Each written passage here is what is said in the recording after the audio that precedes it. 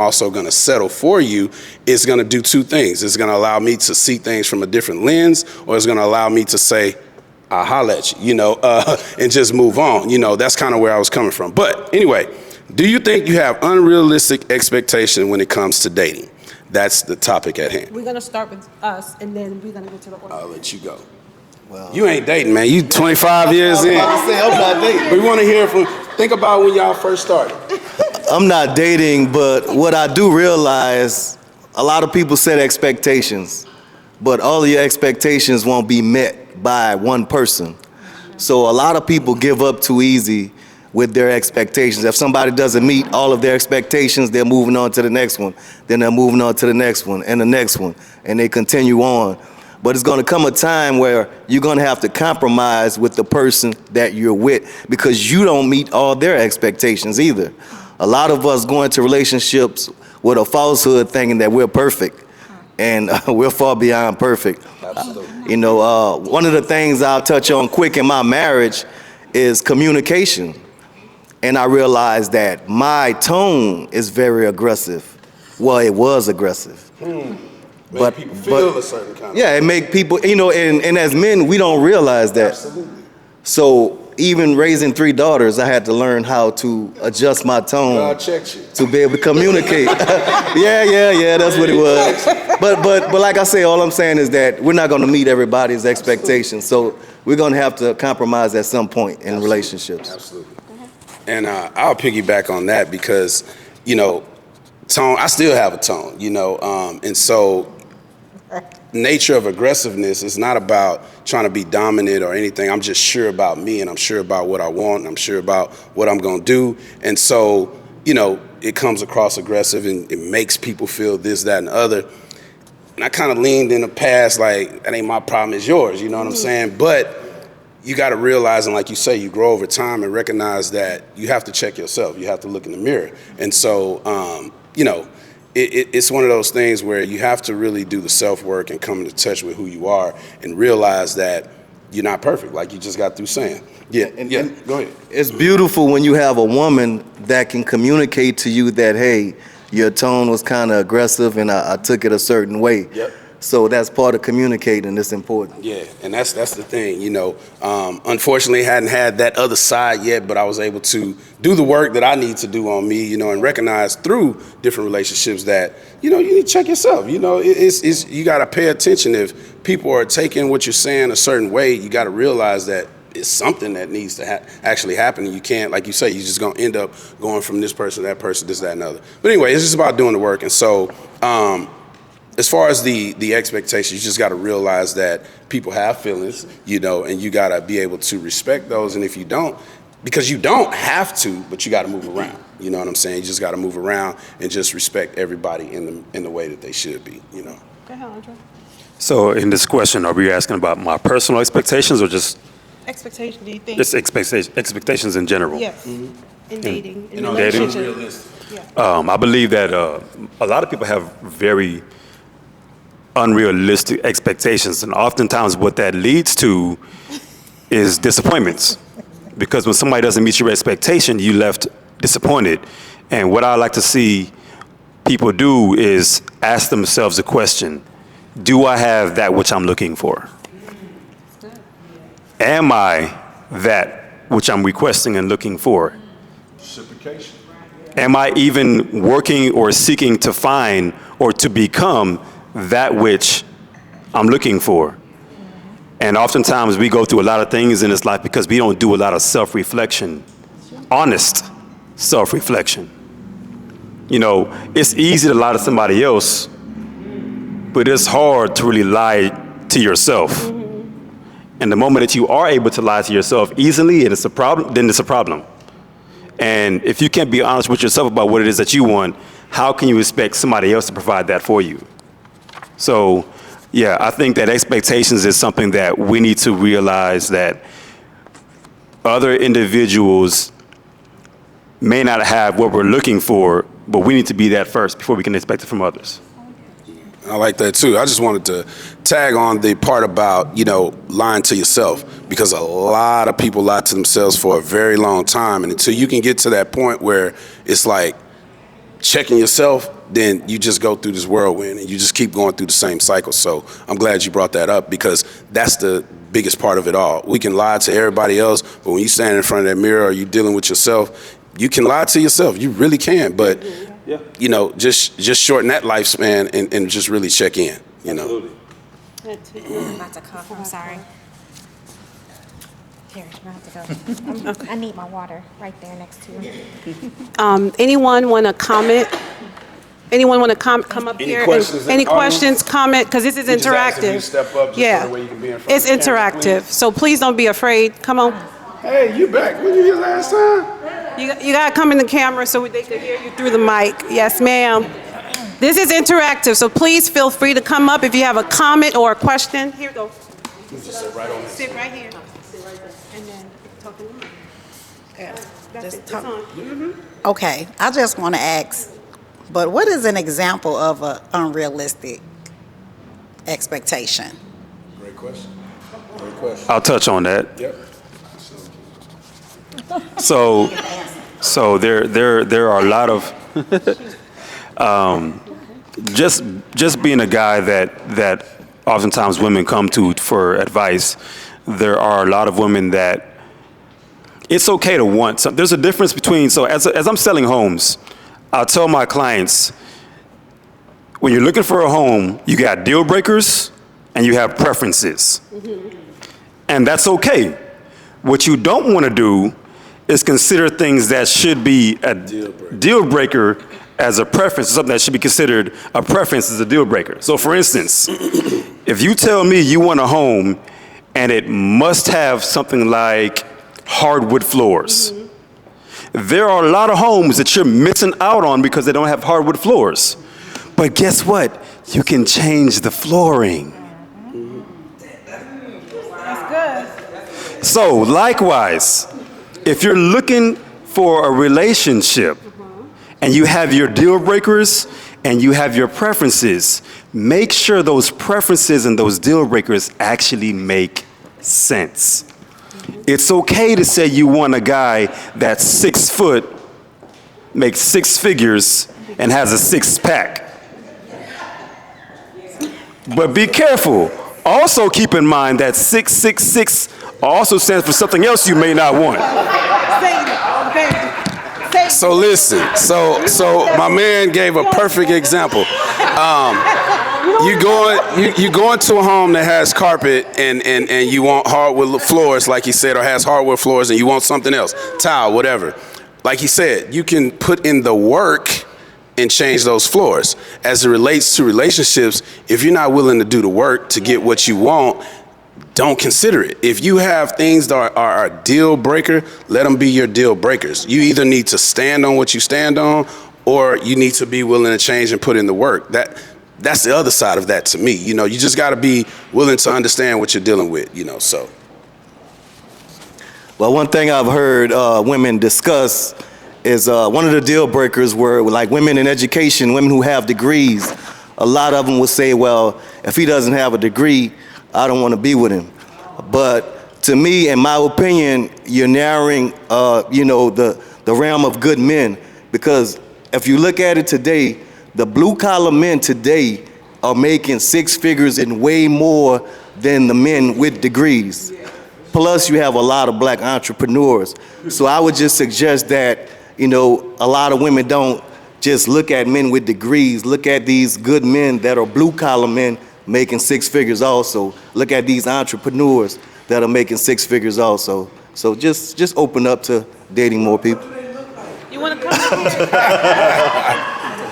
So anybody want to speak on that part of? Because I'm gonna throw a topic real quick while she get ready. The other thing that I think about is, and this may resonate with a lot of ladies here, even with men. Everybody's not a communicator, and I hear a lot of times women want men to open up and be vulnerable and tell them how you feel and this and that. And a lot of men are not at that space. So like my man Kyle knows that we've developed a space called King Conversation. It's a space where men can come together and be open and be vulnerable and be open and try to relate to one another on the things that we deal with. And it takes time. And on the other side, just as well, there are women who are not communicators. And so you just got to recognize what you're dealing with and understand, and again, be able to change that carpet to hardwood floors or that hardwood floors to tiles if that's what you want to do. And if you don't, then you don't. You know, it's no problem. You got to stand by what you stand on. Avery. Okay, so wait. Thought too, so. Okay, I just want to add a thought. Okay, I heard about what did you call it? The preferences and the deal breakers. Okay. That's the devil, y'all. Okay. Anyway, this is what I had to say as I'm listening to all the conversation. I had to run off because my allergies are messing with me. But I do get it, the deal breakers and things that can change. Communication definitely is key. Yeah. I was just having a conversation with someone, and this person was a horrible communicator 20 years ago. And so I was just like, they made me nervous because they wanted to talk, and I was like, oh, I want to talk to you. You're not a great communicator. But development, and then I like to call it maturity, over time where you become more comfortable with who you are. Like that you guys were mentioning earlier, being able to look yourself in the mirror and do introspection is important, because once you're able to do introspection and have emotional intelligence about who you are, and to tie back to what the gentlemen were saying earlier, men are going to communicate differently, because we have to think about it. Men aren't women, and women aren't men. Men are go-getters and kind of aggressive and hunters. Women, we're nurturers, a little bit more soft. Some of us are a little masculine. We're working on being more feminine. But it's the realization, right? It took me 20 plus years because I've always taken care of myself. I've always worked 2 or 3 jobs to make ends meet. So I've had to pull up myself by the bootstraps and make things forward moving for myself. But as I've gotten older, and I always mention this, I lost my mom, so I had to take my dad with me while I was traveling. And what I realized for him, he just lost his best friend of 50 years. And so at first he didn't talk. What does he have to say? But each year he comes and stays with me for 4 months. And that's my training ground. My training ground to be more feminine, my training ground to become more of a woman and really realize there is an essence of feminine divine energy. And when you learn how to master that, then you learn how to communicate. Then you learn how to maneuver in your space, and you learn how to ask a man to do something. Now, some things I'm not patient about, like my light bulb go out, and I tell my dad, the light out. Okay, I'll get to it. Within 5 minutes, if it's not done, because I'm OCD, I'm gonna do it myself. Do it yourself. Right? Yeah. But other things he's teaching me. He is teaching me to be soft. And it's not like him and my mom truly abandoned me. I just had to do a lot of stuff by myself. So I implore to every woman, if you have not gone and done introspection for yourself and learned what your feminine divine energy is, please do that. And for men, if there are things you need to work on, don't be ashamed to work on them. And then you know when the right person comes along where you can be open, where you can be honest, where you feel as if you're in a safe space. But if you never really do introspection on yourself and you're always critical of everyone else, you'll never get to that place and you'll never find the right person for you because you haven't done the work for yourself. Key point. Yes, ma'am. You made a statement earlier about looking for a man that has 6 figures. And I just want to touch on that just for a second, because be very careful when you're looking for somebody and you judge them based on their income. Because what if a person does make 6 figures but they have a spending problem? What if they make 6 figures but they spend 150? Right. And they're living on credit. Right. You know, so it's not really about what a person makes, it's about what they manage what they make. That's the first thing. The second thing is, it's not really based on income, it's based on potential.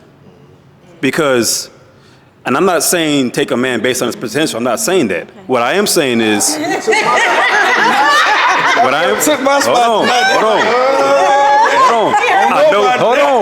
I know it's touchy because a lot of women have dated a man based on his potential and it didn't work out. I get that.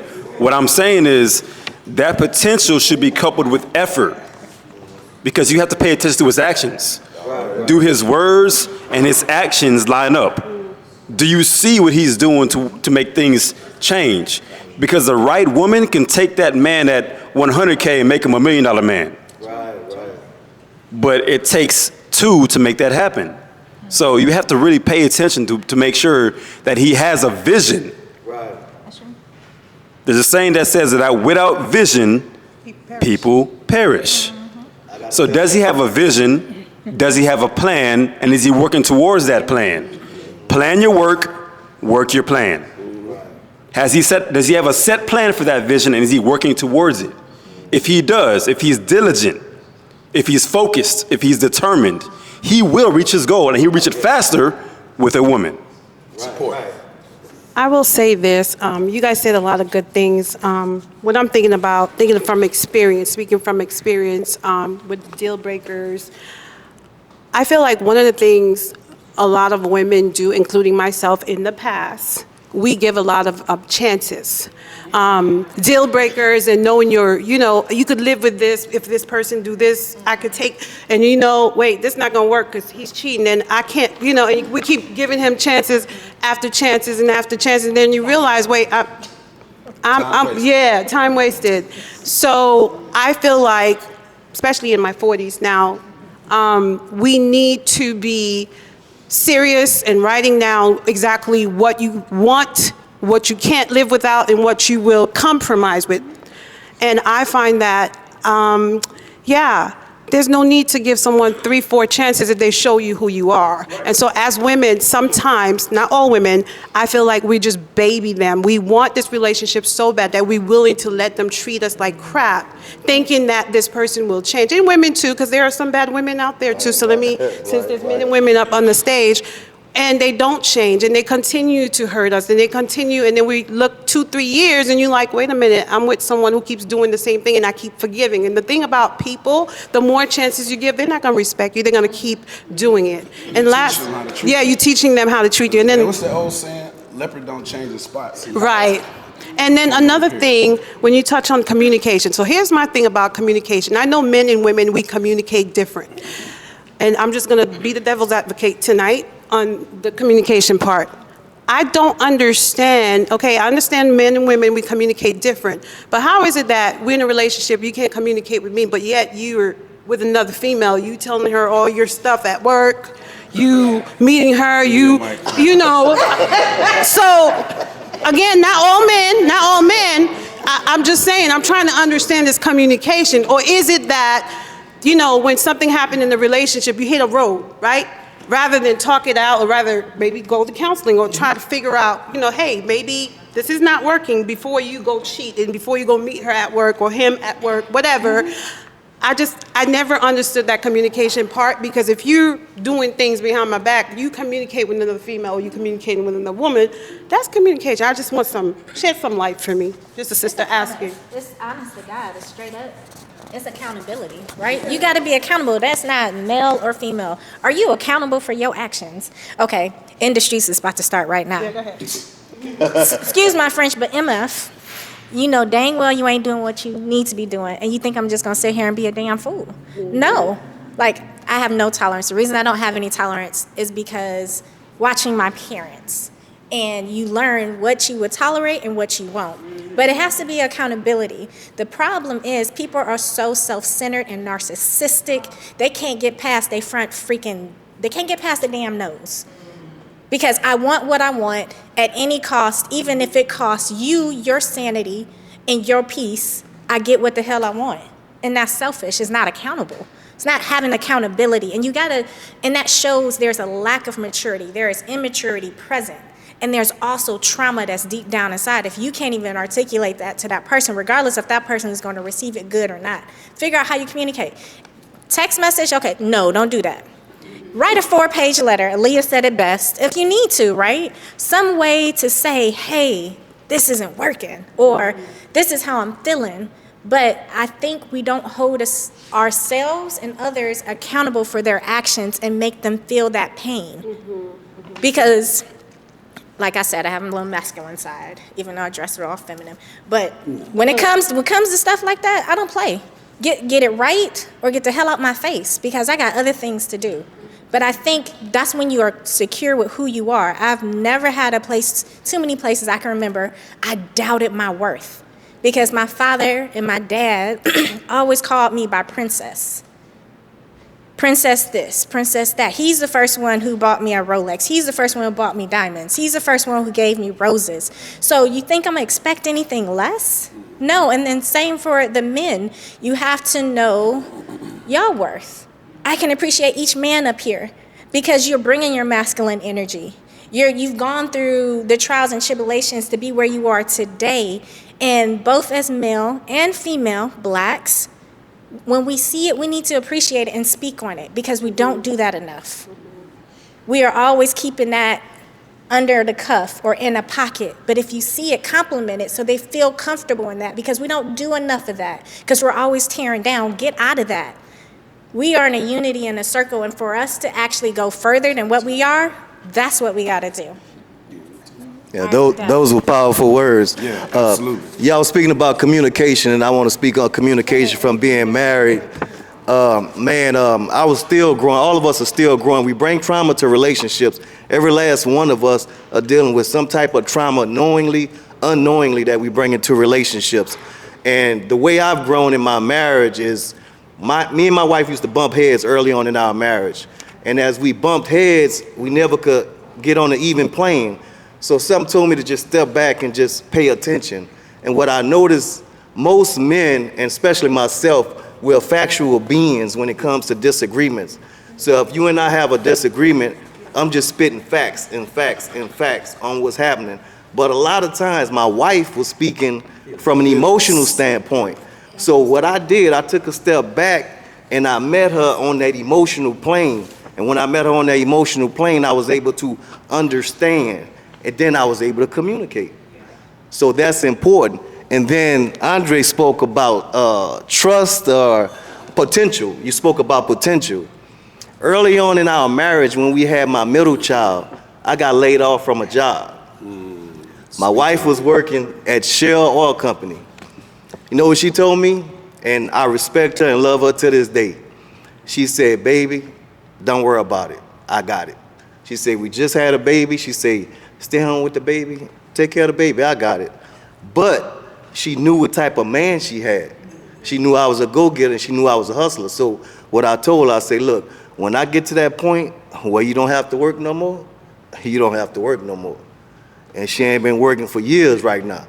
But what I'm saying is that's very important for a woman to support her man when he's going through those type of times. You know what I'm saying? Because she could have been a woman to beat me down and be like, look, you ain't got no job, even though it wasn't my fault, you know. You ain't nothing than just going about her business, you know. But she really stood by me, and that made me love her even more.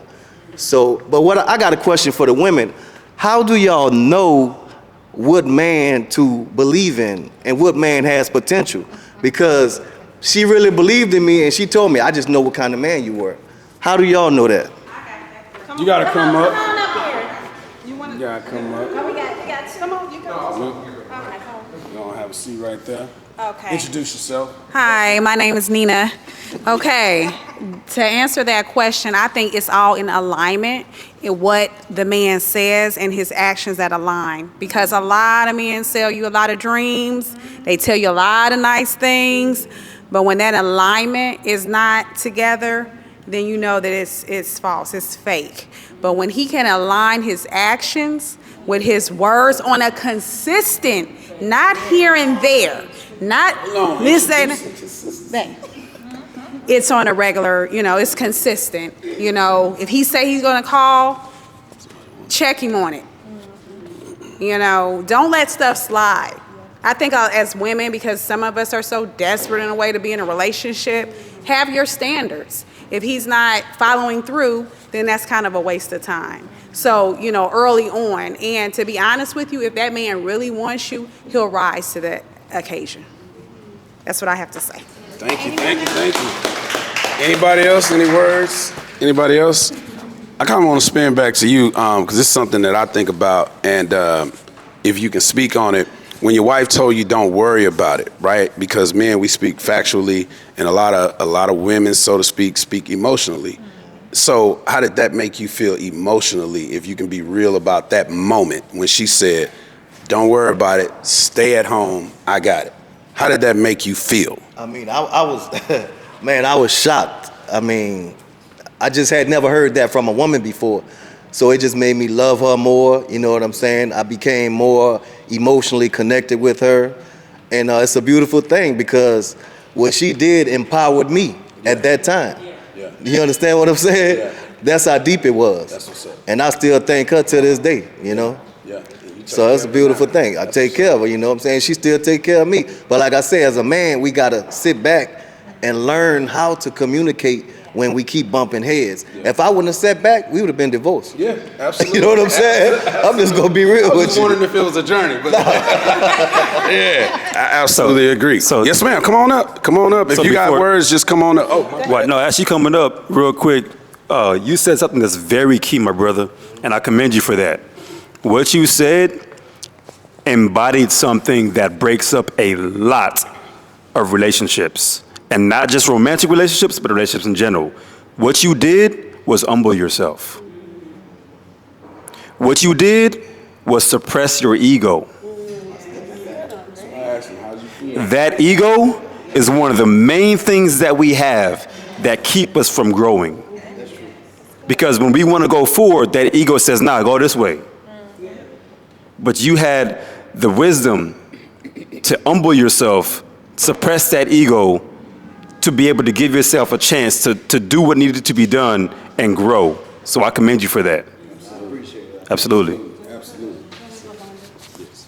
Okay, that was awesome, and it's a lot of women that's willing to do that. But can I ask you, can you say, is it something that you think that you know that made her safe enough to want to do that?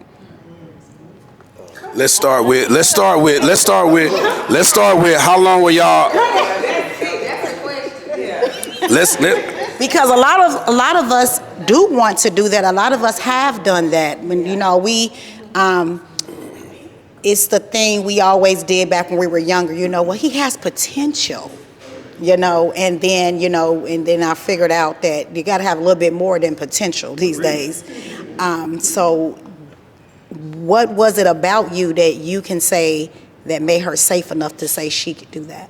I just want to add a little bit because she's talking along what I was thinking too, perspective. So you've been married for 25 years. So how long were you married at that point? Man, There you go. might have been. I'm sorry, I'm thinking. Yeah, it might have been 7 years, somewhere around there. Yeah, it might have been 7 years. But that's why I asked the audience, how does a woman know? Because I was just being me. I always was a hard Trust worker. me, she and this knew. And that. So I She can't, knew. to answer your question, I can't tell you exactly what it was, but my wife bought me my first laptop before I started writing also. So she also helped me with my dreams, you know what I'm saying? And I also help her with hers. So she always saw the potential in me. I'm just being honest. But she always saw the potential in me, and she always supported it, and I did the same. So I guess we were equally yoked. I guess that's because it's unexplainable. That's why I'm asking you all. How do y'all know? Because that's why. That's why is because we want to be that, but then we figured out that, hey, we gotta trust our own self these days because we want to pour into our man, and then we don't know because we think we know because we believe in him because he said that's what we need to do, and then we find out that a lot of it is just talk and it's no actions, like she was saying, following through, and then we get dropped on our head every time. So that's just commendable to know that. I'm gonna be silly for one moment. Look, don't point to them cats that's at home playing video games all day. Well, now they come different now. They dressing up. They not. I had a hard time buying my That's son a easy. PS5. I was like, no, sir. What's going on? So listen, anybody else want to give any feedback on that? Come on up, sister. Welcome. Y'all need to come up together. Thank you. Introduce yourself, please. So my name is Lakedra Blaylock, and I think, what's your name, Aaron? Avery. I think, the one thing, and to say what the lady, to piggyback off what the lady said, regardless, you were, there was something about your actions that were consistent. Yeah. That lined up like the lady said. Because she knew that, it was easy for her to say, oh, I got it. Because I know Avery's the type of dude I'm gonna go to war with any day. Because your actions said that. Regardless if you were making 10,000 or 1,000, your actions were consistent. And when your actions are consistent, like with Kyle, I'll go to war with Kyle any day because his actions are consistent. If he say he gonna do it, I can take it to the bank. He got people behind him too, Yeah. you know what I'm saying? Yeah. So that makes a difference, like she said, when your actions and your words align. And so within that 7 years, it was something you did that made her safe. It is something that you did that allowed her to be vulnerable enough to say, I must still take care of this family. And this is the thing, and you were still ahead. See, if something happened where he couldn't work, I'ma still honor him as the head because he's given me the things to know that I can still be vulnerable. His actions have been aligned, and I know that at the end of the day, he's gonna do what he needs to do to take care of the family. And that's what you did to make her that confident. Because any other dude, oh Lord, she be telling people you going to work every day, you know, don't want nobody to know. But your actions, so I appreciate that. Thank you for sharing. I want to add to that, bro. I want to answer that question. The reason why she was able to do that, in my personal opinion, was because for the past few years that we were together, she's gotten to know you. She knows you. And what that means is she knows you're not going to feel comfortable sitting on that couch, taking care of that child for more than a couple days. Show them what it is. She knows. Listen. Hold on. Listen, you're going to get this. Listen. She knows you're not going to feel like a man that's not able to take care of his responsibilities. Any man, alpha male, is not going to feel comfortable sitting at home while his woman is out there working. Man, and she knows that about you. 3 to 4 months, I was working again. I rest my case. All right, so y'all go ahead. We moving on. Other couple few things that just stick out, right? Has to be reciprocal, right? If you guys gonna ride or die. The other piece, I have never been married, but just watching my parents and both sets of grandparents stayed married. So I come from a long lineage of married folks. Being able, as a woman, you do have to feel like you are safe in a place in that consistency. That's 100. Yes, you have to know your mate. You got to know who you with. You got to know, their ins and outs and little things that piss them off or not, right? But those key things was consistency. It got to be reciprocal.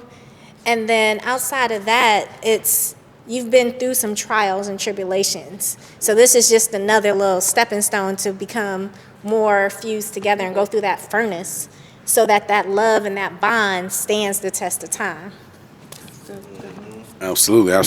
So I'm gonna just keep us on track and move forward to the next thing.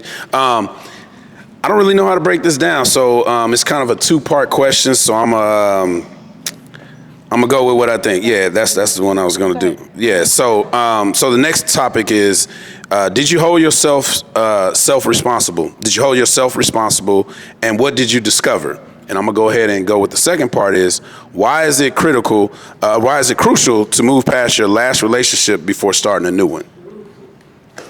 Did you hold yourself responsible? Candace, you got something to say, Candace? Come on, Candace.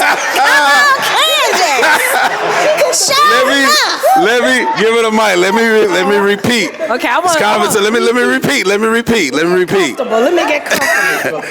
Yeah. Did you hold yourself responsible? What did you discover?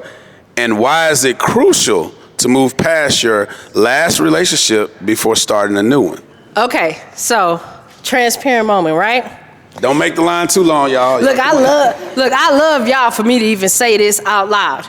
Okay, so the dangers of not going through what I call a relationship detox after the last relationship is because you're going to take a lot of that baggage with you moving forward. And I have to say, in the past, I did not communicate well. I did not give my opinions or views when I disagreed about something. I just kind of stayed neutral in a sense when I shouldn't have done that, right? So what I learned when going through the relationship detox is it was certain things about you that you learned in each relationship. How did you grow as a person? And if you didn't learn any lessons, then that was a waste of your time. Okay? I hold myself responsible every time. Because I've had some relationships that were good, and I had some that was bad, and I had a whole bunch of them that I messed up. Already. Self-accountability. Yeah, due to the fact that I was not a great communicator. And I don't date based on potential. I date based on who you are at this moment. We can all grow into something, but I want to know who you are, because who you are at this moment is who I'm going to fall in love with or pursue something more with. But I detox every time I go through therapy. I have a time out, because I can tell you I had a good 15-year run, one after another, one after another, one after another, one after another. You learned that wasn't for you. That ain't the way to go about it. No, but what I learned in that moment was that going from relationship to relationship, I really didn't love myself. Okay? So that's what I learned. I did not love who I was. I did not love my quirkiness for life. I didn't love the things about me. I was just someone that assimilated, I should say, to what that person wanted and who that person wanted. And I did it to be agreeable to be in a relationship. And wrong. I failed all of those tests. Great in business, horrible in relationships, I can honestly say that. But I've learned over the years to take my time and to pace myself. A lot of times we're so worried about status and what we mean to this person. And do this person love us? Do they want to move in with us? Do they want to give us a label? That we don't take accountability for who they are at this moment and who we are at this moment. And look, you got to look at that mirror. And sometimes it's ugly, but I am accountable every time. So I hope this time it works out, because I know you're watching. Go ahead on then. So.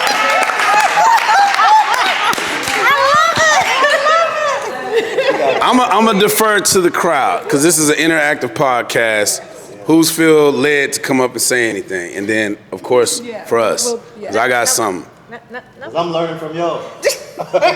So listen, Candace said a whole lot, and it really hits the nail on the head. And she talked about, so my other question is, because it's all perspective, right? This is her point of view.